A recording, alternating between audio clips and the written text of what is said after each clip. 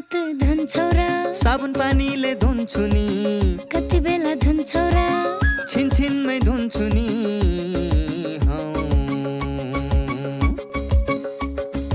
घरमा पस्दा अफिस पस्दा सधैँ धुन्छु हात कोरोनालाई यसै गरी भगाइदिन्छु म त घरमा पस्दा अफिस पस्दा सधैँ धुन्छु हात कोरोनालाई यसै गरी भगाइदिन्छु म त भान्सा छिर्नु अगाडि खाना खानु अगाडि जहाँ त्यही छोएपछि हातले छोपी खोकेपछि हात धुन्छौ र साबुन पानीले धुन्छु नि कति बेला धुन्छौ र छिनछिनमै धुन्छु नि कोरोनाबाट बच्ने 3 उपायहरू। व्यक्ति बीच 2 मिटर टाढा बस्ने, घरबाट बाहिर निस्कँदा मास्क लगाउने र बेला बेलामा साबुन पानीले मिची 20 सेकेन्डसम्म हात धुने। कोरोनाबाट आफू पनि बचाउँ र अरूलाई पनि बचाउँ। नमस्कार, स्वस्थ जीवन कार्यक्रममा तपाईँलाई स्वागत छ। नेपाल सरकार स्वास्थ्य तथा जनसङ्ख्या मन्त्रालय, राष्ट्रिय स्वास्थ्य शिक्षा सूचना तथा सञ्चार केन्द्र र नेपाल टेलिभिजन बीचको सहकार्यमा निर्माण गरिएको यो कार्यक्रम एनटिभी प्लसका साथै एनटिभी इटहरी र एनटिभी कोहलपुरबाट पनि हेर्न सक्नुहुनेछ। नेपालको संविधानले स्वास्थ्य सम्बन्धी हकलाई नागरिकको मौलिक हकका रूपमा प्रत्याभूत गरेको छ। समृद्ध नेपाल सुखी नेपालीको राष्ट्रिय आकांक्षा पूरा गर्न आवधिक योजनाहरूमा पनि गुणस्तरीय स्वास्थ्य सेवामा जनताको पहुँच वृद्धि गर्ने लक्ष्य राखिएको छ भने आधारभूत स्वास्थ्य सेवामा राज्यको लगानी पनि वृद्धि भइरहेको छ।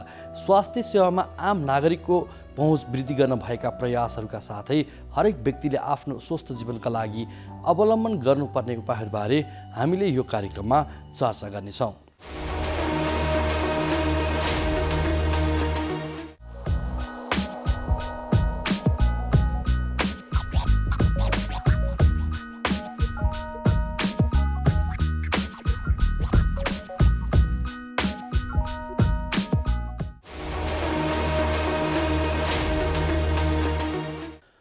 अघिल्लो महिना कोरोना भाइरसका सक्रिय सङ्क्रमितको सङ्ख्या 900 को हाराहारीमा रहेकोमा अहिले 3000 पुगेको छ। केही दिन यता दैनिक 300 को हाराहारीमा कोरोना भाइरस सङ्क्रमित भेटिन थालेका छन्। दैनिक सङ्क्रमण बढेसँगै सक्रिय सङ्क्रमित, आइसियुमा भएका बिरामी र भेन्टिलेटरमा रहेका बिरामीको सङ्ख्या पनि बढ्दो क्रममा छ। कोरोनाको फैलावट रोक्न विद्यालय, सार्वजनिक यातायात र सार्वजनिक क्षेत्रमा बढी ध्यान दिनुपर्ने विज्ञहरूले बताएका छन्। कोरोना सङ्क्रमणको पछिल्लो अवस्थाबारे आज हामीले रिपोर्ट प्रस्तुत गर्नेछौँ। आज हामीले प्लास्टिक सर्जरीबारे पनि चर्चा गर्नेछौँ। चोटपटक लागेपछि हुने समस्याका साथै जन्मजात देखिएका विभिन्न समस्याको पनि प्लास्टिक सर्जरी हुन थालेको छ। टाउकोदेखि खुट्टासम्मका जुनसुकै अङ्गमा समस्या देखिए पनि प्लास्टिक सर्जरीबाट उपचार गर्न सकिन्छ। साधारणदेखि धेरै जटिल शल्यक्रिया नेपालमै सम्भव छ। प्लास्टिक सर्जरी गर्नै पर्ने अवस्था, प्लास्टिक सर्जरीका फाइदा बेफाइदा साथै नेपालमा प्लास्टिक सर्जरीको विकासबारे प्लास्टिक सर्जनसँग स्वास्थ्य संवाद आज हामीले प्रस्तुत गर्नेछौँ। स्वस्थ जीवनका लागि हाम्रो जीवनशैली कस्तो हुनुपर्छ यसबारे विज्ञको सुझाव पनि लिनेछौँ। सुरुमा यो विशेष रिपोर्ट।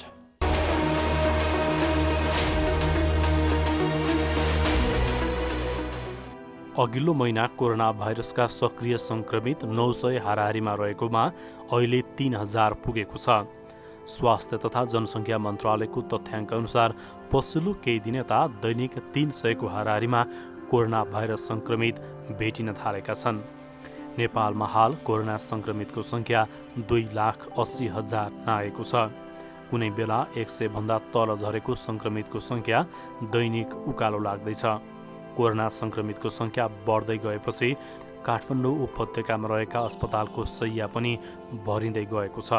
भारतमा पछिल्लो समय दैनिक 1,50,000 भन्दा बढी सङ्क्रमित हुँदा 1,000 को हाराहारीमा मृत्यु भइरहेको छ। नेपालमा पनि सङ्क्रमितको सङ्ख्या ह्वात्तै बढ्नुले खतराको सङ्केत गरेको चिकित्सकहरूले बताएका छन्। नेपालमा पछिल्लो दिनमा सङ्क्रमणको सङ्ख्या बिस्तारै उकालो लाग्दैछ। दैनिक सङ्क्रमण मात्र होइन, सक्रिय सङ्क्रमित, आइसियुमा भएका बिरामी र भेन्टिलेटरमा रहेका बिरामीको सङ्ख्या पनि बढेको छ। देशभर हाल 89 जना सङ्क्रमित आइसियु र 15 जना भेन्टिलेटरमा छन्। कोरोना सङ्क्रमित सङ्ख्या बढ्दै गएपछि काठमाडौँ उपत्यकामा रहेका अस्पतालको शैय्या भरिँदै गएको छ।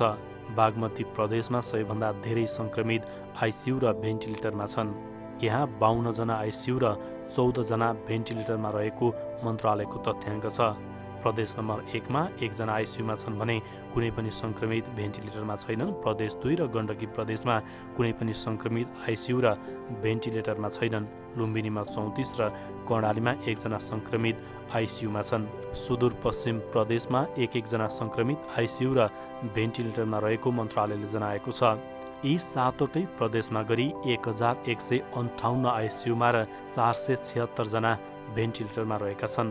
अहिले कोरोना सङ्क्रमितको सङ्ख्या बढ्दो छ अनि चिकित्सा भएर आइसियुमा भर्ना हुने सङ्क्रमितको सङ्ख्या पनि बढ्दो छ।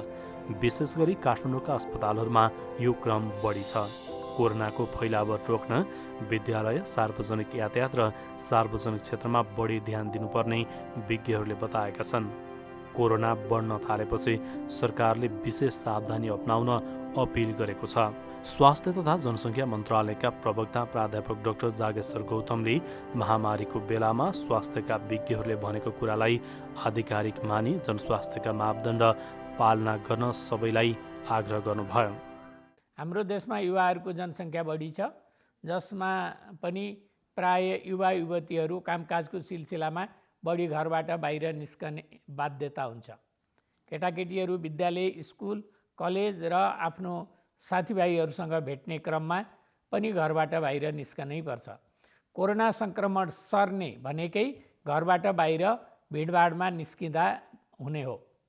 त्यसमा पनि बाहिर निस्कँदा उचित मास्कको प्रयोग नगर्ने, हातलाई बारम्बार मिचिमिची साबुन पानीले हात नधुने र एक व्यक्तिबाट अर्को व्यक्तिको बीचको दूरी कम्तीमा 2 मिटर टाढा नबस्ने हो भने कोरोना सर्ने डर झन् उच्च हुन्छ। हामी युवा युवतीहरू जो घरबाट बाहिर निस्किसकेपछि जति बेला आफ्नो साथीभाइलाई भेट्छौँ, हामीलाई लाग्छ यो मैले चिनेको साथीभाइ हो, यसलाई सधैँ नै भेट्छु र यसबाट मलाई कोरोना सर्ने डर छैन भन्ने लाग्छ।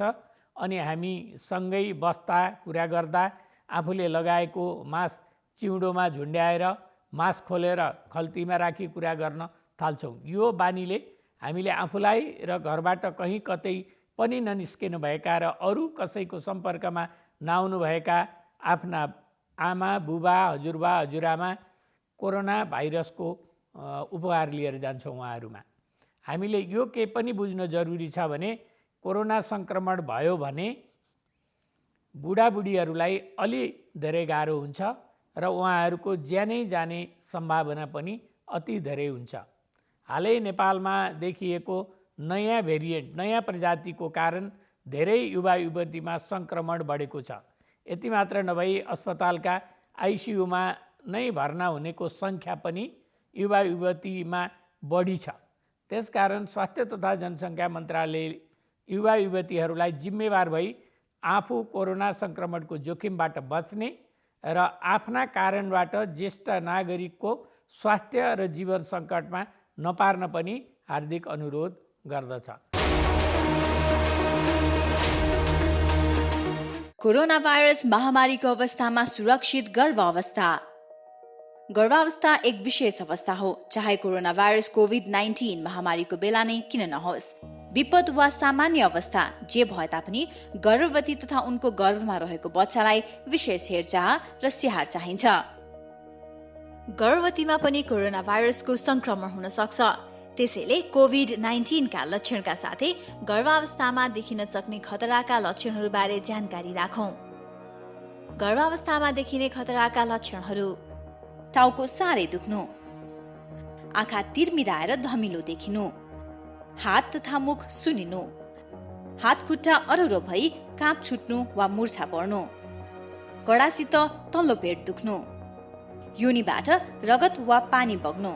यी मध्ये कुनै पनि खतराका लक्षणहरू देखा पर्ने बित्तिकै तुरुन्तै नजिकैको स्वास्थ्य संस्थामा जाँच्न लैजानु पर्दछ। नियमित गर्भवती जाँच तथा खतराका लक्षणको समयमै पहिचान गरी गर्भावस्थालाई सुरक्षित बनाऊ। कोभिड-19 सम्बन्धी कुनै पनि जिज्ञासा वा परामर्श चाहिएमा पैसा नलाग्ने कल सेन्टर 1115 वा 1133 मा सम्पर्क गरौँ।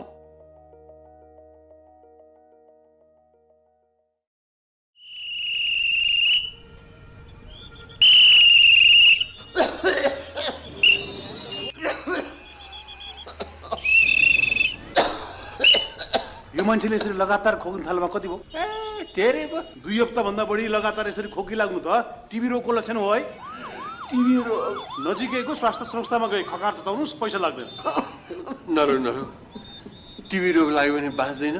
6 महिनादेखि 8 महिनासम्म नियमित रूपमा नटुटाइकन ओखती खायो भनेदेखि टिबी रोग पुरा निको हुन्छ र बिरामीले ओखती खान थालेपछि यो रोगहरूलाई सर्दा पनि सर्दैन। हो अनि औषधि कतिको महँगो छ नि? फ्री स्वास्थ्य संस्थाहरूमा निःशुल्क पाइन्छ, पैसा तिर्नु पर्दैन। तपाईँ ट्राफिक हो कि डाक्टर हो? कसरी थाहा पाउनु हो? मलाई पनि टिबी रोग लागेको थियो। मैले नियमित रूपमा ओखती सेवन गरेँ, रोग पुरा निको भयो। अहिले हेर्नुहोस् त कस्तो तन्दुरुस्त छु। त्यसो भए यो भाइलाई यतैबाट सिधै लगेर स्वास्थ्य संस्थामा खकार चटाउन लैजान्छु। कृपया आजदेखि नै क्षयरोग विरुद्धको अभियानमा एकजुट हौँ। नमस्ते, म डाक्टर रितेश थापा, म एउटा मनोचिकित्सक हो। अहिले यो कोरोनाको महामारीमा हामी सबैजना छौँ। यसले गर्दाखेरि हामी सबैलाई असर परिरहेको छ। तर मैले एउटा चिकित्सकको नाताले भन्नुपर्दाखेरि यो पनि अरू रोग जस्तै यो कोरोना पनि एउटा रोग हो। यसबाट हामी सबैजनाले सामान्य उपायहरू अपनाएर बच्न सक्छौँ। त्यही भएर कोही पनि व्यक्तिलाई चाहिँ कोरोना सङ्क्रमित व्यक्तिलाई हेला नगरौँ, किनभने कोरोना त हाम्रो 10 दिन 14 दिनमा हामी ठिक हुन्छौँ उपचार गरेर या नगरी पनि सेल्फ आइसोलेसन ठिक हुन्छौँ। तर जुन मानसिक यातना जुन भोग्नुपर्छ त्यो हेलाले अवहेलनाले गर्दाखेरि त्यो चाहिँ पछिसम्म पनि लामो समयसम्म पनि रहिरहन सक्छ। तर त्यसबाट हामी टाढै रहने कोसिस गर्नुपर्छ। त्यही भएर हामीले कोरोना सङ्क्रमित अथवा ठिक भएर आइसकेको व्यक्तिहरूलाई चाहिँ मद्दत गर्ने, उहाँहरूलाई हौसला प्रदान गर्ने र हामीले के गर्न सक्छौँ उहाँहरूको स्वास्थ्यको लागि, भविष्यको लागि त्यतातिर बढी ध्यान दिन सक्यौँ भने हामी सबैजना मिलेर यस कोरोना महामारीसँग लड्न सक्छौँ र जित्न सक्छौँ। नानु होमवर्क सक्यो त? गर्दैछु बुवा। कस्तो चुरोट गनाएको? होइन चुरोट खाएकै छैन। थाहा छ हजुरले कौसीमा घर बाहिर आँगनमा बाटोमा चुरोट खाएर हिँडेको देखेको छु मैले। कहिलेकाहीँ मात्रै हो के, अब छोड्छु। के गर्नु, बानी लागेपछि। सुन्नुहोस्, हजुरले चुरोट खानुभयो, हजुरलाई त असर गर्छ नै। हजुरले खाएको चुरोटको धुवाले हामीलाई पनि रोगी बनाउँछ। हामी रोगी भएको हजुरलाई मनपर्छ? होइन मलाई त तिमी स्वस्थ फुर्तिलो भएको पो मनपर्छ। त्यसो भए सुन्नुहोस् बा, हाम्रो सरले भन्नुभएको चुरोटको धुवाको 3 तहको असर हुन्छ अरे। First hand, second hand, third hand. होइन के हो नानु यो first hand, second hand, third hand भनेको? जसले चुरोट खायो उसलाई चुरोटको धुवाले फर्स्ट ह्यान्ड असर गर्छ। सँगै बस्ने मान्छेलाई चुरोटको धुवाले सेकेन्ड ह्यान्ड असर गर्छ, जुन धेरै हानिकारक हुन्छ। त्यो अहिले मलाई भइरहेको छ। सरी नानु, अनि यो थर्ड ह्यान्ड भनेको के नि? हजुरले जुन ठाउँमा बसेर चुरोट खानुभयो त्यो ठाउँमा पछिसम्म चुरोटको धुवाको असर रहिरहन्छ। त्यही ठाउँमा पछि आएर बस्ने मानिसलाई पनि असर गर्छ, त्यो थर्ड ह्यान्ड भयो। ए बुझेँ, यो त ठुलो अपराध पो रहेछ।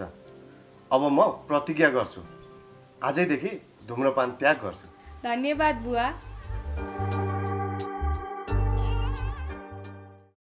नमस्कार, म डाक्टर मनबहादुर केसी, म मुटु रोग विशेषज्ञ हुँ र यहाँलाई अहिले यो जुन विश्वमा महामारी फैलिएको छ कोभिड-19, यसको बारेमा मलाई लागेको यहाँलाई सहयोगी हुन सक्ने केही बुँदाहरू राख्न गइरहेको छु। यहाँहरूले ध्यान दिएर सुनिदिनु होला र यसलाई सकभर कार्यान्वयन गर्ने प्रयास गर्नुहोला। यो कोभिड भन्ने समस्या तत्कालै हट्नेवाला छैन। यो समस्याबाट हामी कम्तीमा पनि 1-1.5 वर्षदेखि केही वर्षसम्म योसँग सँगै बाँच्नुपर्ने हुनसक्छ। त्यसो गर्दा यो समस्याबाट डराएर तर्सेर भागेर होइन, यसलाई डटेर सामना गर्नुपर्छ। डटेर सामना गर्ने हाम्रो मुख्य अस्त्र भनेको एउटा मास्क हो। मास्क अनिवार्य लगाऊँ र राम्रोसँग लगाऊँ, नाक मुख छोपिने गरी, टम्म हुने गरी, अनि सकेसम्म भिडभाडमा नजाउँ, भिडभाडमा जानुपर्ने अवस्था आयो भने सकेसम्म 2 मिटरको दूरी कायम गर्ने प्रयास गरौँ। अनि तेस्रो भनेको यो हामी अनावश्यक चिज नछौँ र छुनुपर्ने अवस्था भयो भने उपलब्ध छ भने साबुन पानीले मिची हात धुने बानी बसालौँ, उपलब्ध छैन भने सेनिटाइजरको प्रयोग गर्न सकिन्छ। यी बुँदाहरू यहाँहरू सबैलाई थाहा छ। त्यो बाहेक म केही हामीले ध्यान नदिएको तर यो सर्न सक्ने अत्यन्तै महत्त्वपूर्ण 1-2 बुँदा थप्न चाहन्छु।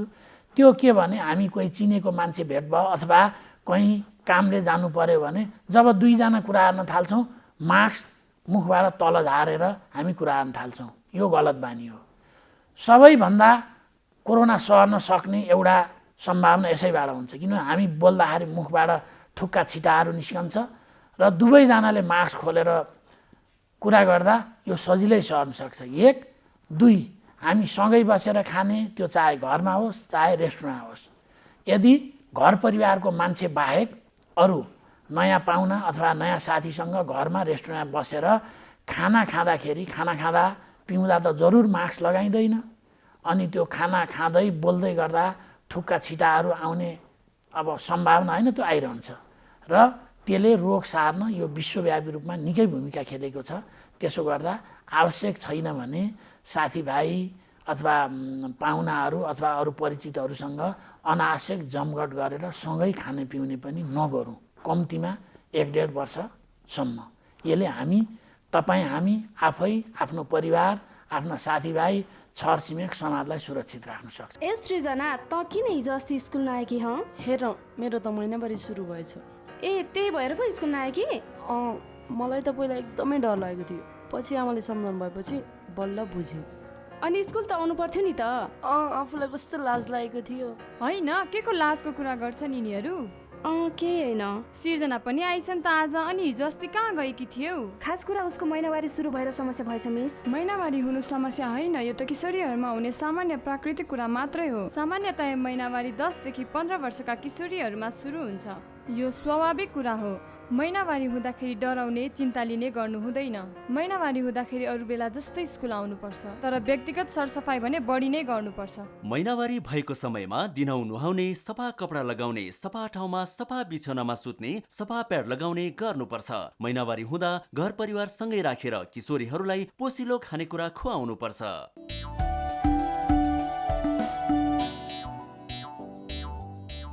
नमस्ते दाजु भाउजू। नमस्कार। कताबाट अस्पतालमा? कसलाई के भयो र? त्यस्तो केही होइन भाइ, यिनको र मेरो सामान्य स्वास्थ्य जाँच गर्न आएको। ल, केही नहुँदा पनि स्वास्थ्य परीक्षण गर्नुपर्छ र? पैसाको नाश मात्र। त्यसो भनेर कहाँ हुन्छ र भाइ? समय समयमा स्वास्थ्य जाँच गरायो भने आफ्नो स्वास्थ्यको अवस्था बारे थाहा हुन्छ। यसरी नियमित रूपमा स्वास्थ्य जाँच गराउँदा कुनै रोग लागेको छ भने सुरुवाती अवस्थामा नै रोग पत्ता लाग्छ अनि समयमै उपचार गर्न सजिलो हुन्छ नि। सही भन्नुभयो दाइ।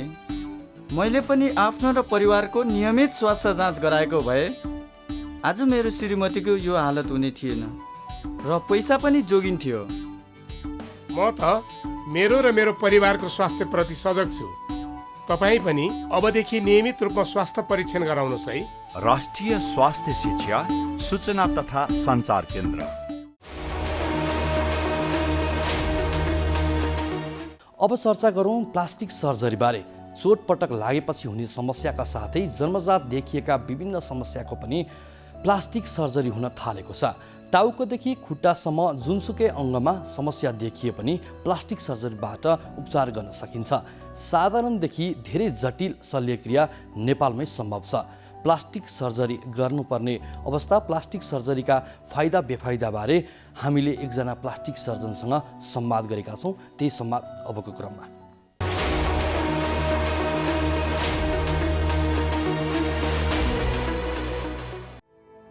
शरीरमा चोटपटक लागेपछि धेरै खाले समस्या देखिन्छ। अहिले नमिलेको अनुहार वा अन्य अङ्गहरू मिलाउन प्लास्टिक सर्जरीको विकास भएको छ। जन्मजात देखिएका विभिन्न समस्याको पनि प्लास्टिक सर्जरी हुन थालेको छ। जन्मजात समस्या सुधार्नुको साथै आगोले पोलेकाको उपचार गर्ने, क्यान्सर बिरामीको उपचार प्रयोजनमा पनि प्लास्टिक सर्जरी गरिन्छ। कुनै अङ्गमा भएको क्यान्सरको भाग निकालिसकेपछि मास वा छाला रहँदैन भने त्यो भर्ने काम पनि प्लास्टिक सर्जरीबाटै गर्ने गरिन्छ। प्लास्टिक सर्जरीका कारणले बिरामीको आत्मविश्वास बढाउन मद्दत गर्दछ। टाउकोदेखि खुट्टासम्म जुनसुकै अङ्गमा पनि समस्या देखिए प्लास्टिक सर्जरीबाट उपचार गर्न सकिन्छ। साधारणदेखि धेरै जटिल शल्यक्रिया नेपालमै सम्भव छ। आगोले पोलेको, चोटपटक लागेको जन्मजात समस्याको अवस्थामा सर्जरी गर्नुपर्छ। त्यस्तै तेजाब आक्रमणमा परेकाको लागि पनि प्लास्टिक सर्जरी धेरै फाइदाजनक हुन्छ। यो सँगै कस्मेटिक सर्जरीको पनि विकास भएको छ। नेपालमा प्लास्टिक सर्जरीको तीव्र विकास भइसकेको छ। प्लास्टिक सर्जरी गर्नै पर्ने अवस्था, प्लास्टिक सर्जरीका फाइदा र बेफाइदाका साथै नेपालमा प्लास्टिक सर्जरीको विकासबारे प्लास्टिक सर्जन डाक्टर सङ्गम रायमाझीसँग हामीले संवाद गरेका छौँ। डाक्टर साहब, जस्तै अब यो प्लास्टिक सर्जरी भन्ने बित्तिकै चाहिँ अलिकति कस्मेटिक नै भन्ने बुझिन्छ कि वास्तवमा, होइन? के हो यो प्लास्टिक सर्जरी भनेको चाहिँ के हो? प्लास्टिक सर्जरी भनेको एउटा समग्र रूपमा हेर्दाखेरि चाहिँ हाम्रो शरीरको आकारलाई परिवर्तन ल्याउने, जुन चाहिँ तपाईँको काम गर्न सहयोग गर्नको लागि एउटा, या राम्रो र अझै राम्रो देखिनको लागि दुईवटा। सो हामीले मेनली डिभाइड गर्दाखेरि चाहिँ रिकन्स्ट्रक्सन भनेर एउटा भाग हुन्छ र कस्मेटिक सर्जरी भनेर चाहिँ अर्को भाग हो। सो यो चाहिँ दुईवटा separate speciality under plastic surgery. भनेपछि प्लास्टिक सर्जनले दिने सेवा चाहिँ के हो त? हजुर, यसमा हामीले दुईतर्फ अगेन। सो कस्मेटिक सेवाहरूमा हामीले त्यसमा पनि अझै डिभिजन्स हुन्छ। हामीले चाहिँ फेसियल कस्मेटिक्स भन्छ, जुनमा चाहिँ फेसको सबै अङ्गहरूलाई राम्रो बनाउने, आँखा ठुलो बनाउनेदेखि लिएर अब गालामा डिम्पल राख्नेदेखि लिएर ओठ ठुलो बनाउने, अनेक शारीरिक जस्तै बनावट, मोटो मान्छेलाई वेट घटाएर सेप मिलाउनेदेखि लिएर अहिले अझै दुब्लो मान्छेलाई, गाला सानो भएको मान्छेलाई बोसो भरेर अझ मोटो बनाउनेदेखि लिएर अनेक त्यो सबै राम्रो आकर्षित बनाउने भाग भयो। रिकन्स्ट्रक्सन भनेको चाहिँ त्यसमा अर्को 6-7वटा फर्दर डिभिजन्स हुन्छ, जुनमा चाहिँ एउटा ट्रमा। सो ट्रमा सर्जरीमा कुनै एक्सिडेन्ट भयो, हात खुट्टा सबै बिग्रे, खुट्टाको हड्डी भाँचिन्छ, मासुहरू बिग्रिन्छ, छाला हुँदैन। सो त्यो ठाउँमा मासु, छाला, नसाहरू बनाउने काम चाहिँ हामीले गर्छौँ। त्यो औँलाहरू चुटिन्छ नि हो। अब सेकेन्ड भने ह्यान्ड सर्जरी भन्छ। सो ह्यान्ड सर्जरीमा चाहिँ बेसिकली हड्डी भाँचेकोदेखि लिएर रगतको नसा जोड्ने र औँला पुरै चुट्टेमा त्यसलाई फेरि जोइन गर्ने। सो त्यो कामहरूको सेवा हामी दिन्छौँ। र सिम्पल जस्तै अब कारखानामा एक्सिडेन्ट हुन्छ, नसाहरू काटिया हुन्छन्, उहाँहरूको औँला चल्दैन। सो त्यो नसाहरूलाई बनाएर पहिलाको जस्तै गरेर चल्ने बनाउने चाहिँ हाम्रो काम पर्यो। त्यसपछि थर्ड भनेको चाहिँ हाम्रो अङ्कोप्लास्टिक भन्छ। सो कुनै पनि हाम्रो छाला र बोन, मासु जेको पनि क्यान्सर भएर ठुलो पिस निकाल्नु पर्यो भने चाहिँ अब त्यहाँ त ग्याप हुन्छ। अब त्यो ग्यापलाई भर्ने, अब हड्डी निकालेको छ, स्पेसली अब भनौँ हाम्रो यहाँको चिउडोको हड्डीमा क्यान्सर भयो, त्यो निकाल्नु पर्यो भने हामीले खुट्टाको हड्डी ल्याएर जोड्छौँ। सो ती कुराहरू मिलाएर बनाउने हाम्रो काम भयो। थर्ड बर्न सर्जरी भन्छौँ, जुन पोलेका। सो यो कुरा चाहिँ सबैलाई थाहा हुन्छ झन्डै। सो पोलेको बिरामीलाई हामीले उपचार गरेर उहाँको छाला बिग्रेको या मासु बिग्रेको अनेक कुराहरूलाई मिलाउने। अब थर्ड भने चाहिँ क्रेनियोफेसियल भन्ने हुन्छ, जुन हाम्रो जन्मजात टाउको सानो हुने या खुडेपन हुने। सो त्यो खुडेहरूलाई, ओठहरूको, च्यापुहरूको त्यो भागलाई मिलाउने काम भयो। सो त्यसपछि हाम्रो पेरिफेरल नर्भ सर्जरिज भन्छौँ। सो जुनमा चाहिँ कुनै एक्सिडेन्ट या कुनै लडेर, बाइक एक्सिडेन्ट स्पेसली चाहिँ कुममा चोट लागेको हुन्छ, अनि कुममा चोट लाग्दाखेरि चाहिँ यहाँको नसा बिग्रेर यो हात पुरै चल्दैन। सो त्यो नसा बिग्रेकोलाई हामीले नसालाई अर्को ठाउँको नसा ल्याएर जोड्नेदेखि लिएर या अरू ठाउँको नसालाई सापट्टि मागेर जोडेर हातलाई चाहिँ पुरै प्यारालाइज भएको हातलाई चाहिँ हामीले फेरि सुसञ्चालन चलाउन सक्ने बनाउने। सो त्यसलाई चाहिँ पेरिफेरल नर्भ सर्जरी या ब्राकल प्लेक्सस सर्जरी भन्छौँ। त्यसपछि आउँछ अर्को भने चाहिँ ट्रान्सप्लान्ट सर्जरी। सो नेपालमा चाहिँ हाम्रो प्लास्टिक सर्जरी अन्तर्गत ट्रान्सप्लान्टमा चाहिँ स्किन ट्रान्सप्लान्ट छ। सो त्यो चाहिँ ट्रु ट्रान्सप्लान्ट, एउटा मान्छेको शरीरको छाला निकालेर अर्को व्यक्तिमा राख्ने। त्यो चाहिँ कुनै धेरै ठाउँको बर्न एरियाहरू छ, उहाँको आफ्नो शरीरमा छाला धेरै छैन भने त्यो चाहिँ हामीले लिन सक्यो। त्यो चाहिँ अहिले रिसेन्टली सुरु भएको छ। सेकेन्ड हेयर ट्रान्सप्लान्ट भन्छ। अब hair transplant is more over cosmetic, त्यो चाहिँ तर आफ्नै शरीरको अर्को ठाउँमा ल्याउने हो। सो त्यसलाई ट्रु ट्रान्सप्लान्ट खासै भन्न मिल्दैन, अटोलोगस ट्रान्सप्लान्ट भन्छ। थर्ड भने चाहिँ अब विदेशतिर अहिले एकदम राम्रो भइरहेको कुरा चाहिँ अब कोही मान्छेको दुवै हात छैनन् र कोही ब्रेन डेड भइसकेका मान्छेको सही सलामत हातलाई चाहिँ ल्याएर त्यो मान्छेकोमा प्रत्यारोपण गर्ने। थर्ड भनेको चाहिँ फेस पनि, कोही मान्छेको फेस एकदमै बिग्रिया छ, उहाँले सास फेर्न मुख चलाउन सकिँदैन। सो त्यो अवस्थाको मान्छे पनि अगेन यो चाहिँ क्याडेभरिक ट्रान्सप्लान्ट भन्छ।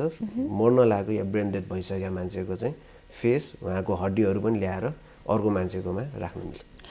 त्यो नेपालमा चाहिँ सुरु भएको छैन? त्यो चाहिँ भएको छैन हजुर। विदेशमा यो सुरु भइसक्यो? हजुर, सुरु भएर सक्सेस रेट राम्रै छ। सो सब्सिक्वेन्टली अब हाम्रै नजिकको देश अब भारतमा पनि ह्यान्ड ट्रान्सप्लान्ट्सहरू भइसक्यो। हजुर। सो सब्सिक्वेन्टली अब हाम्रोमा पनि पक्कै पनि हुन्छ होला भन्ने आशा राखेका छौँ हामीले। चाँडै नेपालमा पनि भएको सुन्न पाऊँ।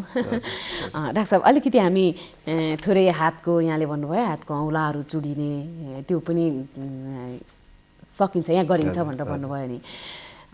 जस्तै अब हातको औँला चुडिएको छ, त्यो चाहिँ कति समयसम्ममा आइपुग्यो भने त्यसलाई चाहिँ जोड्न सकिन्छ, सफल बनाउन सकिन्छ?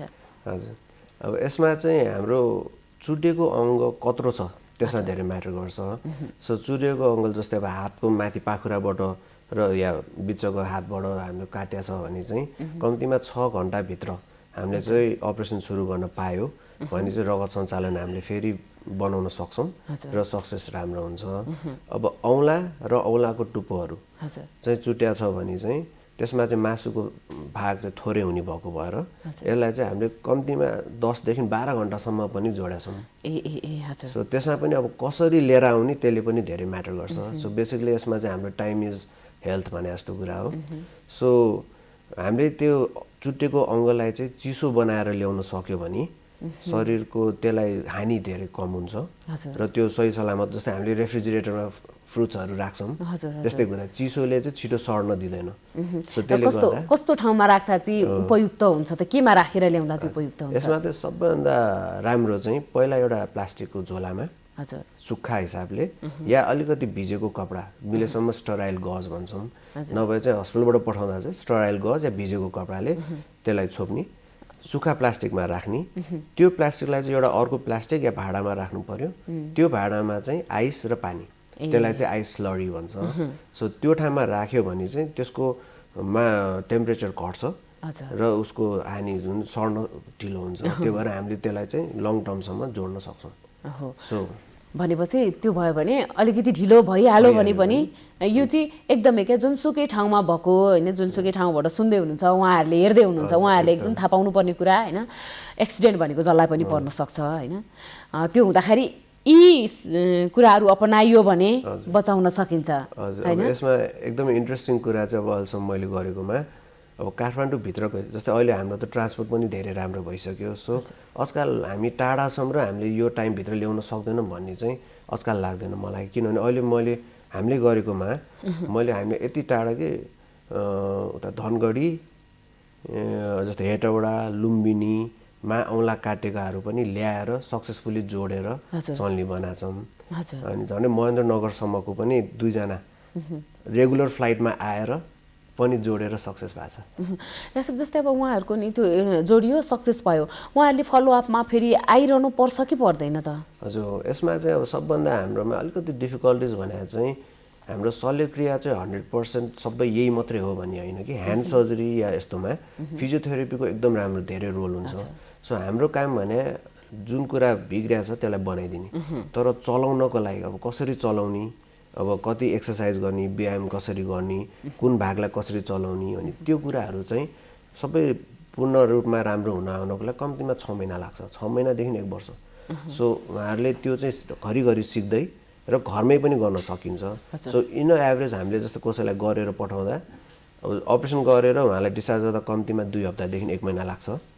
अनि त्यसपछि चाहिँ बरु महिना दिन 2 महिनामा चाहिँ आउँदै गर्ने, एक्सर्साइजहरू सिक्दै गर्ने, प्रोग्रेस हामीले चेक गर्दै जान्छौँ र इन एभरेज 6 देखि 1 वर्षभित्रमा लगभग पहिला जस्तै 100% त कहिले पनि हुँदैन, तर इन अबाउट उहाँले गर्न सक्ने आफ्नो दैनिक काम र अकुपेसन सबै गर्न सकिन्छ। त्यो त एकदम खुसीको कुरा हो डाक्टर साहब। अर्को कुरा खुडी भएको पनि होइन, जो जन्मजात रूपमा अपाङ्ग हुनुहुन्छ, मतलब खुडे भएको र यहाँले भन्नुभयो टाउको सानो भएको पनि उपचार हुन्छ भनेर, यसको उपचार चाहिँ कसरी गरिन्छ त डाक्टर साहब? अब यसमा चाहिँ हाम्रो बेसिकली यसलाई चाहिँ क्लेफ्ट लिप एन्ड प्यालेट भन्छौँ, जुन चाहिँ अहिले धेरैवटा अस्पतालमा चाहिँ निःशुल्क उपचारको हिसाबले एउटा स्माइल ट्रेन भनेर प्रोग्राम अन्तर्गत गरिन्छ, जुन चाहिँ अहिले त्रिवी शिक्षण अस्पतालमा पनि सुरु भएको छ। सो त्यसमा चाहिँ बेसिकली उहाँको खर्च केही पनि हुँदैन, त्यो सबै त्यो अर्गनाइजेसनले बियर गर्छ। र यो चाहिँ समयअनुसारले ओठको अब चापुको हुन्छ, त्यसमा चाहिँ 3 महिनादेखि 18 महिनासम्म, र यसमा चाहिँ अरू यही कारणले गर्दा नाकहरू अलिकति बिग्रेका हुन्छन्, त्यसलाई चाहिँ 13-14 वर्षको बेला। सो यो भने स्टेज अपरेसन र अझै ठुलो भएसम्म पनि गरिन्छ। र कतिजनाको चाहिँ अब जस्तो सर्जरी गर्यो, यसलाई ओठ चिरेकोलाई मिलाइदियो, मिलाएपछि अब बाँकी भएको अलिअलि दागहरू रहन्छ, कसैलाई अब त्यसलाई अझै इम्प्रुभ गर्न मन लाग्छ। सो त्यो भने हामीले पछिसम्म पनि गर्न सक्छौँ।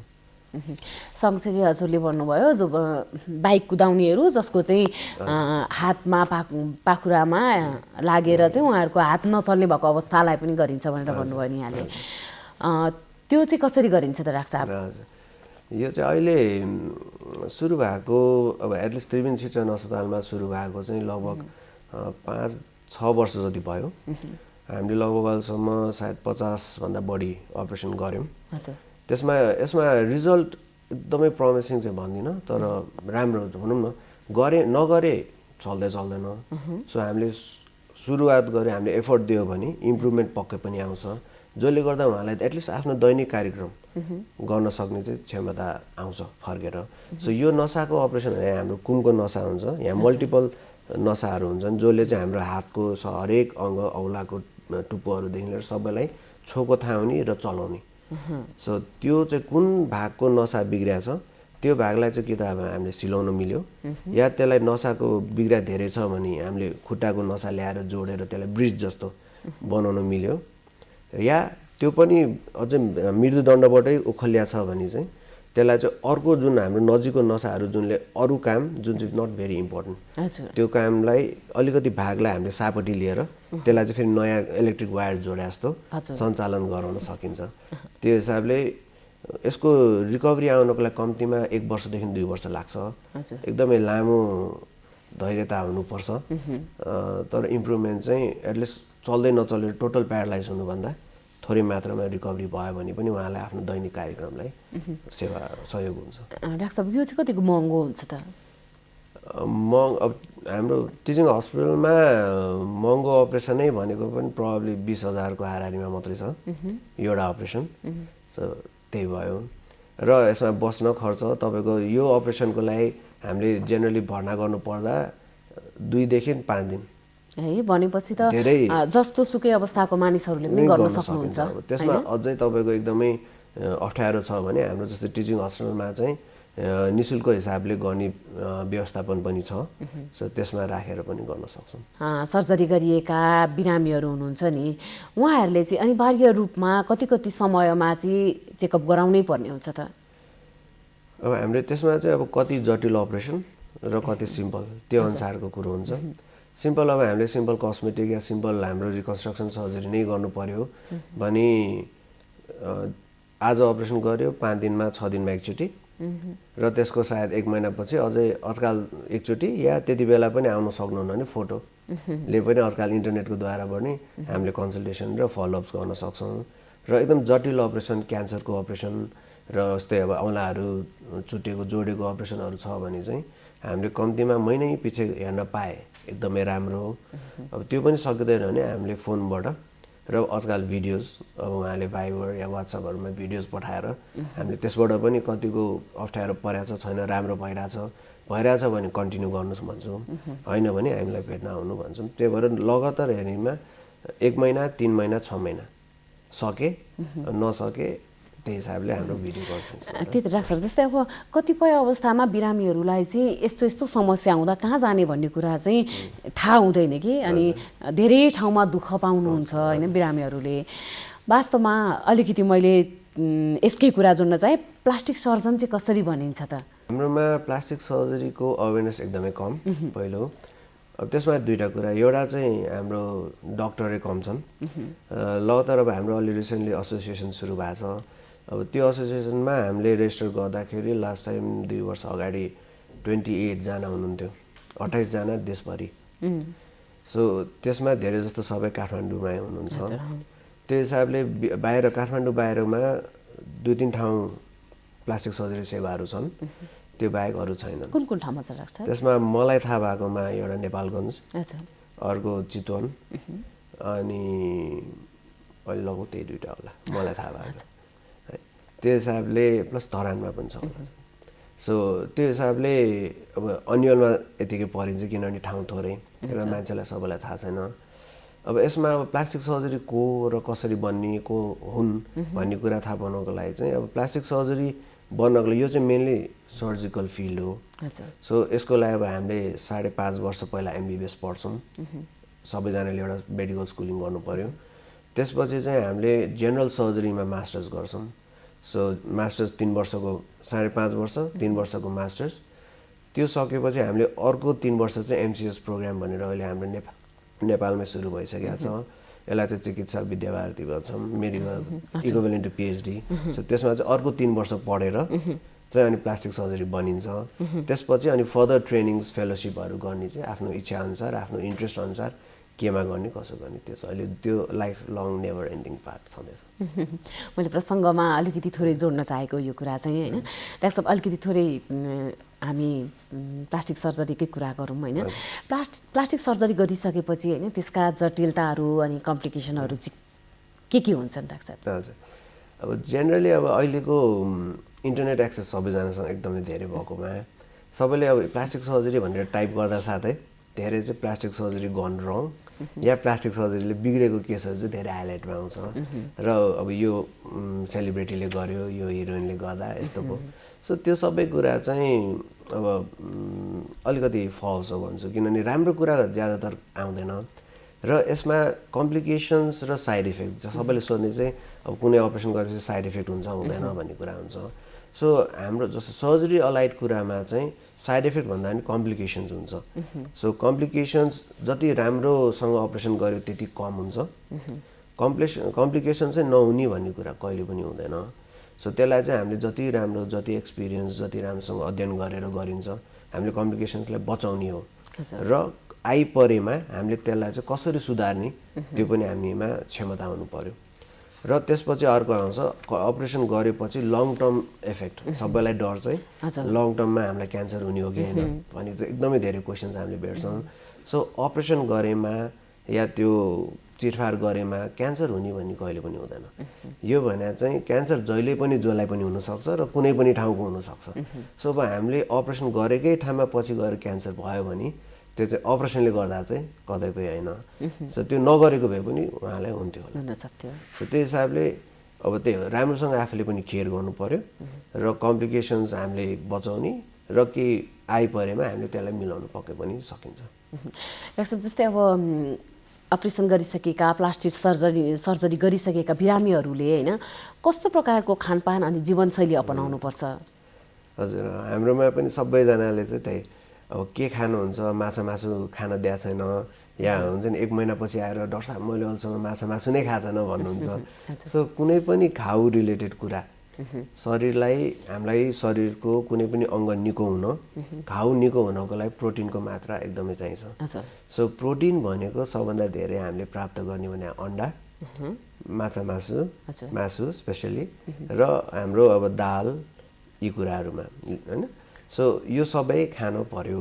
सो माछा मासु नखाएर घाउ राम्रो भएको या माछा मासु खाएर पाकेको भन्ने हुँदैन। र दोस्रो कुरो चाहिँ जेनरली हामीले चाहिँ त्यो बेसार लसुन प्याज खायो भने चाहिँ घाउ पाक्छ भन्ने पनि एकदमै धेरै हामीलाई सोध्ने भइरहेको हुन्छ। सो त्यो पनि केही पनि छैन। आफूले अब हामीले बेसिकली गर्ने छालाको मासुको अपरेसनमा पेटको अपरेसन गरेका छैन भने र मुखको अपरेसन गरे चपाउने ठाउँको गरेका छैन भने भोलिपल्टदेखि मोमो खाए पनि केही फरक परेन। भने चाहिँ खानेकुरा केही भानु पर्यो। अनि जस्तो छ नि अब एक्सर्साइजको कुरा पनि गर्नुभयो यहाँले अघि नै होइन। यो जीवनशैली चाहिँ कस्तो हुनुपर्छ त? बिरामीहरूले कतिको ध्यान दिनुपर्छ आफ्नो जीवनशैलीमा चाहिँ? अलवेज अब अहिलेको मेडिसिनमा एडभान्सेसहरू हामीले लाँदाखेरि आजकल वेलनेसतिर लाग्नुपर्छ इलनेस भन्दा भनेर आजकल वेलनेस मेडिसिन एकदमै बढाएको छ।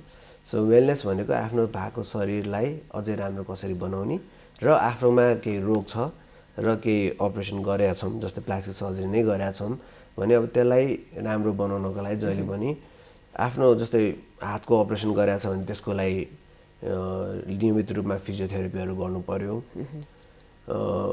जङ्क फुड जेनरली सबैलाई हानिकारकै हुन्छ, त्यसलाई अभोइड गर्न सक्नु पर्यो। स्पेसली एल्कोहल, रक्सी र चुरोटले चाहिँ कुनै पनि घाउ र कुनै पनि अपरेसनबाट रिकभरी हुनको लागि एकदमै नराम्रो असर गर्छ। सो त्यसलाई चाहिँ सकेसम्म जीवनभरै छोड्नु पर्यो भन्छौँ। त्यो बाहेकलाई अदर अब इमिडिएट एक्सर्साइज कुनै पनि कस्मेटिक सर्जरीहरू गर्दाखेरि चाहिँ इमिडिएटली हेभी एक्सर्साइज, जिम जाने हुन्छ, रेगुलर एरोबिक्सहरू गर्नको लागि चाहिँ हामीले कम्तीमा 1 महिना चाहिँ कुर्नु भन्छौँ। किनभने त्यो गर्दाखेरि त्यो अपरेसन गरेको ठाउँमा चाहिँ अलिक असर पर्छ, सुन्नेको हुन्छ, सुन्नेको घट्न टाइम लाग्छ। सो त्यो चाहिँ अलिकति वेट गर्नुपर्छ। अदरवाइज आफ्नो regular simple work, daily activities, घरमा एकदमै बेडमा अपरेसन गरेको छ भने थलै पर्नुपर्ने अवस्था चाहिँ जेनरली हुँदैन। डाक्टर जस्तै अब अघि पनि अलिकति कुरा त गऱ्यौँ होइन, कतिसम्म नेपालमा उपचार हुन्छ भनेर, तर पनि अब ठ्याक्कै भन्नुपर्दा होइन यो प्लास्टिक सर्जरीसँग सम्बन्धित कुन उपचार चाहिँ यहाँनिर पूर्ण रूपले गर्न सकिन्छ होइन? बिरामीहरू चाहिँ विदेश जानै पर्ने अवस्था चाहिँ के को लागि चाहिँ छैन? अब यो अगेन भेरियस डिफिकल्टी कुन अवस्थाको यहाँ उपकरण छैन भन्ने कुरा हुन्छन्। सो हाम्रोमा चाहिँ अब अहिले भन्दाखेरि प्लास्टिक सर्जरी रिलेटेड विदेशै जानुपर्ने अवस्था धेरै नै कम छ। सो त्यसमा स्पेसली अब हामीले सुपर माइक्रो सर्जरी भन्छ, एउटा micro surgery, super micro surgery भनेर चाहिँ हामीले माइक्रोस्कोपमा हेरेर त्यो औँलाहरू टुप्पोहरू जोड्दाखेरि चाहिँ मसिनो कुराहरू हुन्छन्। सो हामीले धागो पनि कपालको रेसाभन्दा सानो धागोहरूले सिलाउनु पर्ने हुन्छ। सो त्यो सेवा हाम्रो अहिले सुचारू धेरै ठाउँमा भइसक्यो नेपालमै, र राम्रो सक्सेस रेट पनि राम्रो छ। त्यसभन्दा अझै सुपर माइक्रो भनेर चाहिँ हाम्रो माइक्रोस्कोपले 50 गुणा म्याग्निफाई गरेर गर्ने अपरेसनहरू, जुन चाहिँ लिम्फेटिक्स, जुन हात्तीपाइले रोगहरू, यिनीहरूको अपरेसन चाहिँ हाम्रोमा अहिले करेन्टली छैन। सो त्यसमा चाहिँ सायद जानु पर्ला। त्यो बाहेकको अरू रिकन्स्ट्रक्सनमा मेजरली बाहिर जानुपर्ने अवस्था छ जस्तो लागेको छैन। र कस्मेटिक सर्जरिजमा चाहिँ अब बाहिरको विदेशमा अलि धेरै नै एडभान्स पनि कति कुराहरू छन्, तर सोचे जतिको जुन मानिस यहाँ जनस्वास्थ्य सबैजनालाई थाहा हुँदाखेरि चाहिँ धेरै कुरा नेपालमा पनि हुन्छ। सो विदेशमै गइहाल्नुभन्दा अगाडि नेपालकै डक्टर्सहरूलाई एकचोटि सुझाव लिएर, र सबैले हाम्रो आफ्नो केपेबिलिटिज बुझेकै छौँ, यहाँ हुने कुरा हामीले अभियसली यहाँ हुन्छ भन्छौँ विथ कन्फिडेन्स, नहुने कुरालाई हामीले इन्डिया पनि रेफर गर्ने गरेका छौँ, नजिकमै इन्डिया। अब यसमा हरेक मान्छेको आफ्नो आफ्नो निड र नेसेसिटी हुन्छ। सो यसलाई अहिले धेरैजनाले बुझ्दाखेरि चाहिँ हामीले लग्जरीको हिसाबले लिन्छौँ, त्यसले गर्दा महँगो होला भन्ने पनि सोचाइ हुन्छ। तर यो भने नेसेसिटीको रूपमा धेरै भाग हाम्रो छ। मैले भनिहालेँ एनिथिङ रिलेटेड हाम्रो रिकन्स्ट्रक्सनसँग रिलेट भएको कुराहरू भने नेसेसिटी। कोही मान्छेलाई घाउ छ, त्यो घाउलाई निको पार्न त नेसेसिटी भयो। कोही मान्छेको हात चलेको छैन, त्यो मान्छेलाई हात चलाएर समाजमा कन्ट्रिब्युसन दिन सक्ने बनाउनको लागि नेसेसिटी भयो उहाँको आफूलाई र समाजलाई। सो त्यो नेसेसिटी चाहिँ बुझ्न र बुझाउन अलि अप्ठ्यारो, अहिलेसम्म चाहिँ अलि अप्ठ्यारै छ। र लग्जरीको हिसाबले लिँदाखेरि पनि कस्मेटिक सर्जरीलाई हामीले लग्जरीको रूपमा लिन्छौँ। त्यसमा पनि कति कुरा चाहिँ नेसेसिटी पनि हुन्छ, कति कुरा लग्जरी। सो कस्मेटिक जस्तै अब कोही मान्छेको फेसको डिफर्मिटी भएर उहाँले प्रेजेन्टेबल नभएर कति जागिरमा अप्ठ्यारो हुन्छ, सेल्फ कन्फिडेन्समा अप्ठ्यारो हुन्छ। सो त्यो अवस्थालाई हामीले कस्मेटिक सर्जरीद्वारा उहाँको सेल्फ कन्फिडेन्स बढाएर उहाँलाई आफ्नो बेस्ट पोटेन्सियलमा लान सक्छौँ भने त्यो उहाँको लागि चाहिँ नेसेसिटी हो। सो हामीले सामाजिक रूपमा एकदम बेसिक लेभल जस्तै औँला जोडेर उहाँलाई राम्रो बनाउने र खुसी लिनेको नेसेसिटीदेखि लिएर कोही मान्छेको सेल्फ कन्फिडेन्स बनाएर उहाँको समाजमा कन्ट्रिब्युसन र आफूमा सेल्फ कन्फिडेन्स बनाउने दुइटै नेसेसिटी, र त्यसमा लग्जरी पनि प्लसमा अझै छँदैछ। So that's one spectrum. अर्को भने necessity. So it's a whole wide range. हाम्रो एक सन्तान छ, अर्को तुरुन्तै जन्माउने इच्छा छैन, त्यसैले परिवार योजनाको लामो अवधिका केही अस्थायी साधनहरूको बारेमा सल्लाह लिउँ भनेर आएको। तपाईहरु जस्तो लामो अवधिको गर्भान्तर गर्न चाहनेहरूको लागि इम्प्लान्ट वा आइयुसिडी नै ठिक हुन्छ। अनि यो इम्प्लान्ट आयुषी कहाँ कसरी प्रयोग गरिन्छ, कति समय काम गर्छ होला? इम्प्लान्ट चाहिँ महिलाहरूको पाखुराको छाला मुनि राख्ने र यो एकपटक राखेपछि 5 वर्षसम्म गर्भ रहँदैन। अनि आयुसीडी नि? आयुसीडी चाहिँ महिलाहरूको पाठेघरमा राखिन्छ र यो एकपटक राखेपछि 12 वर्षसम्म गर्भ रहँदैन। बिचमै सन्तानको रहर भयो भने, यदि तपाईँहरूलाई बिचैमा सन्तानको रहर भएमा यी दुवै साधनहरूलाई झिक्न पनि सकिन्छ। अनि यी दुवै अस्थायी साधनहरू कतिको सुरक्षित छन् त? सुरक्षित र प्रभावकारी छन्। तपाईँहरूले केही डर मान्नु पर्दैन। पहिला तपाईँहरूले सल्लाह गर्नुहोस्, त्यसपछि सेवाको लागि त हामी जहिले आउनुहुन्छ तयार छौँ। नमस्ते, म डाक्टर विजेश राज घिमिरे, क्यान्सर रोग विशेषज्ञ। म यहाँहरूलाई आज हाम्रो क्यान्सर र कोभिडको बारेमा केही भन्न गइरहेको छु। यहाँहरूलाई थाहै छ हामी यो क्यान्सर बिरामीहरूमा हाम्रो रोगसँग लड्ने क्षमताहरू अलिक कम भएको हुनाले यो हाम्रो कोभिड या यो रोग चाहिँ उहाँहरूलाई केही गरी भइहाल्यो भने चाहिँ अलिकति जटिल रूपमा जान सक्ने र ज्यान पनि जान सक्ने किसिमबाट अगाडि बढ्न सक्ने भएको हुनाले हामीले चाहिँ क्यान्सर रोगको बिरामीहरूलाई चाहिँ यसबाट बच्न र यसबाट सावधानी अपनाउन चाहिँ एकदमै धेरै नै जरुरी छ। त्यसैले गर्दाखेरि म यहाँहरू सबैलाई, अरूहरूले त सबैले गर्नु नै पर्छ, तर यहाँ क्यान्सर रोगीहरूले चाहिँ र क्यान्सरबाट उपचार गराइरहेका या क्यान्सर लागेर निको भइसकेका बिरामीहरूले चाहिँ यसमा एकदमै नै धेरै याद गर्नुहोला। अर्को कुरा चाहिँ के छ भनेदेखि हामीले अब क्यान्सरको लागि भनेर उपचार गर्नै पर्ने बिरामीहरू जसको लागि चाहिँ हाम्रो अलि मतलब निको पार्न सकिने खालका रोगीहरू चाहिँ क्यान्सरको उपचारमा आउनलाई एकदम जरुरी छ। कोरोनाकै बिचमा पनि हामीले उपचार दिइरहेका छौँ र यसमा चाहिँ कि यहाँहरू आत्तिनु पर्दैन, हामीले सबै हाम्रो आफ्नो प्रिकसनहरू लिएर उपचार गरि नै रहेका छौँ। तर पनि अब धेरै बिरामीहरू चाहिँ यहाँ के भन्छ क्यान्सरको अब उपचार सकिसकेर जेनरल फलोअपमा या कुनै जरुरी नभइकन पनि हस्पिटल कहिलेकाहीँ फाटाफुट्टा आउने गर्नु भएको छ।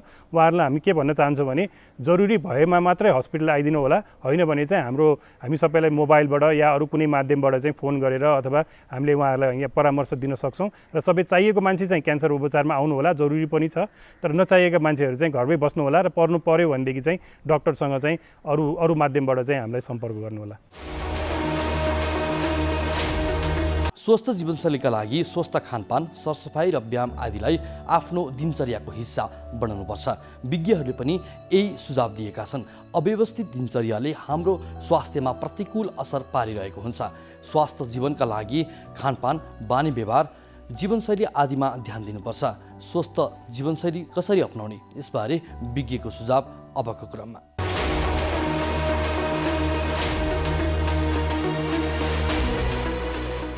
यो नसा सम्बन्धी रोगको कुरा गर्दाखेरि एकजना मान्छेले स्वस्थ रहनको लागि अब आफ्नो दैनिक जीवनमा ध्यान दिनुपर्ने कुराहरू धेरै छन्। अब जस्तै मस्तिष्काघातको कुरा गर्ने हो भने आफूले दिनदिनै केही शारीरिक व्यायाम गर्नु पर्यो, मानसिक तनाव कम गर्नु पर्यो। त्यसको साथसाथै अब वेट बढ्न दिनु भएन, हैन, आफ्नो शरीरको वजन बढ्न दिनु भएन। यदि आफ्नो रक्तचापको र यो मधुमेहको समस्या छ भने त्यसको चाहिँ समय समयमा परीक्षण गरी त्यसलाई नियन्त्रण गर्ने उपायहरू अपनाउनु पर्ने हुन्छ। त्यो बाहेक अरू सामान्य नसा सम्बन्धी नसाको स्वास्थ्यको लागि चाहिँ हामीले दैनिक जीवनमा बढी ध्यान दिनुपर्ने हुन्छ। जस्तै कि बिहानको खाना नछोड्ने, है, अब उठ्न ढिलो भयो भनेर चाहिँ एकैचोटि काममा गइ नहाल्ने, अब बिहानको ब्रेकफास्ट भनौँ न त्यो चाहिँ अनिवार्य रूपमा खाने, अनि अरू खाना पनि अरू समयको खाना पनि ठिक ठिक समयमा खाने, अनि त्यस्तै चाहिँ बेलुकी छिटो सुत्ने र राति काम नगर्ने सकेसम्म। यी चिजहरूबाट पनि हामी चाहिँ आफूलाई स्वस्थ राख्न सक्ने हुन्छ। यो कोभिडको खोपको कुरोमा खोप लगाउँदाखेरि कसैलाई अलिअलि ज्वरो आउने यस्तो खालको सामान्य रियाक्सन हुनसक्छ। त्यो भनेको एकदमै नर्मल कुरा हो।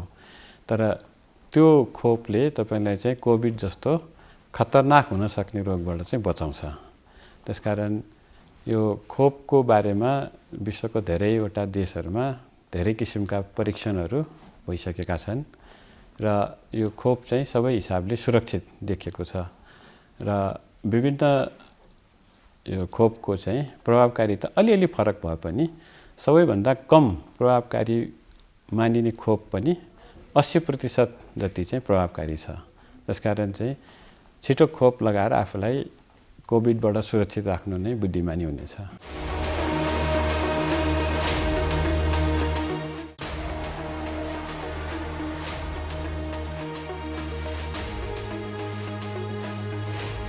कार्यक्रम स्वस्थ जीवन हरेक दिन एनटिभी प्लसबाट बिहान 7 बजेदेखि 8 बजेसम्म र पूर्ण प्रसारण साँझ 5 देखि 6 बजेसम्म, एनटिभी कोहलपुरबाट 1 देखि 2 बजेसम्म र एनटिभी इटहरीबाट दिउँसो 2 देखि 3 बजेसम्म प्रसारण हुने गरेको छ।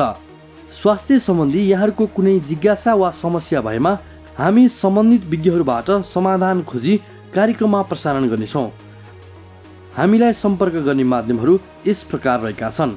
फोन, एसएमएस तथा भाइबरको लागि 98 43 52 93 97, इमेल swasthjivan@ntv.org.np। यस कार्यक्रमको बारेमा आफ्नो सल्लाह, सुझाव र प्रतिक्रिया पनि यहाँहरूले यिनै माध्यम मार्फत दिन सक्नुहुनेछ। साथै कार्यक्रममा के कस्ता सामग्री, विषय वा विज्ञहरू समेट्नु पर्ला भन्ने विषयमा पनि सुझाव दिन सक्नुहुन्छ।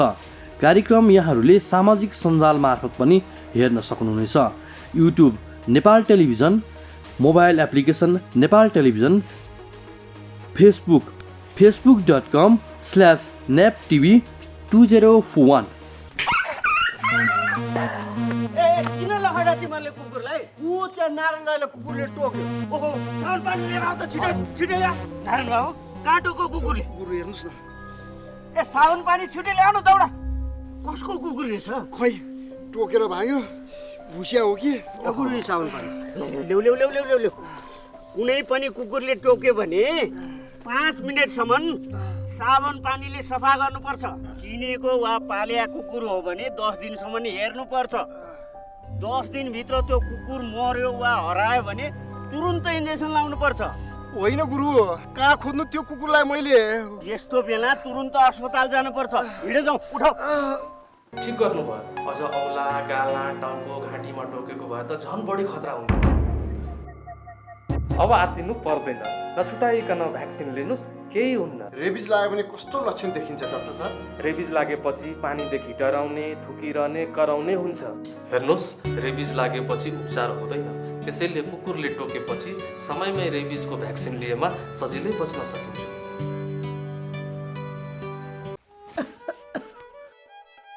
काकी, कता हिँड्नु भएको? रुगा खोकी लागेर सन्चो नभएको धेरै भयो। औषधि लिन हिँडेँ कि म त। हो, म पनि अस्ति बिरामी हुँदा एन्टिबायोटिक औषधि किनेर खाकी थिएँ। मसँग बाँकी छ, त्यही खाँदा भइहाल्छ नि। किन किन जानु पर्यो र? हिँड्नुहोस्, मसँग औषधि लिएर जानु होला। ल ल जाऊ। कहाँ जाने कुरा हुँदैछ? बहिनीकोमा एन्टिबायोटिक रहेछ, त्यही लिन जान लागी।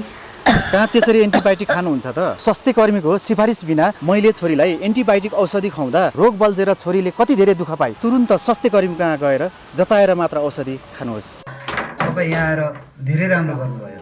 एन्टिबायोटिक औषधिको दुरुपयोगले बारम्बार रोग बल्झिएर निको हुन गाह्रो हुन्छ र हामी सबैलाई जोखिममा पारेको छ। त्यसैले सधैँ स्वास्थ्य कर्मीको सिफारिसमा मात्र एन्टिबायोटिक औषधि पुरा मात्रामा र पुरा अवधि सेवन गर्ने गरौँ।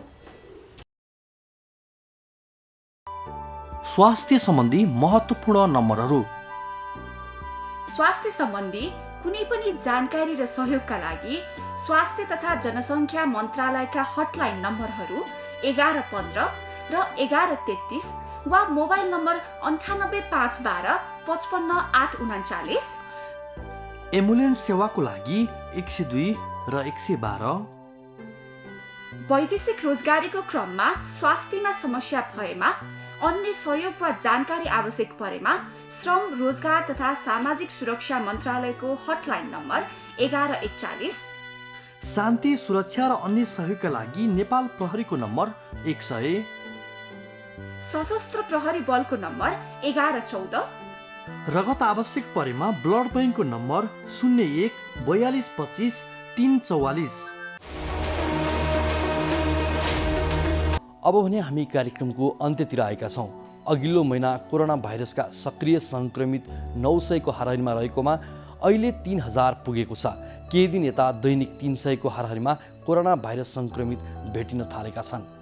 दैनिक सङ्क्रमण बढेसँगै सक्रिय सङ्क्रमित, आइसियुमा भएका बिरामी र भेन्टिलेटरमा रहेका बिरामीको सङ्ख्या पनि बढ्दो क्रम छ।